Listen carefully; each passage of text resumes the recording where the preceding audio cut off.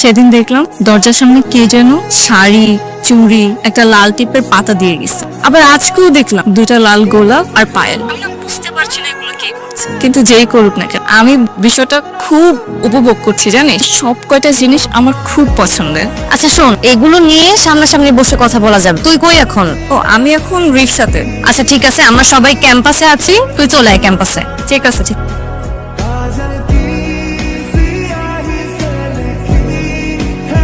আচ্ছা অনন্যা, যদি ধর আমাদের ক্যাম্পাসের মধ্যে যদি কেউ থাকে, ধর আমাদের বন্ধু বান্ধবের মধ্যেই যদি মানুষটা হয়, তাহলে তুই কি করবি? অসম্ভব। যদি সেম ইয়ারের হয় তাহলে তো আমি কোনোভাবেই মেনে নিব না, আর যদি জুনিয়র হয় তাহলে থাপড়া বোতল।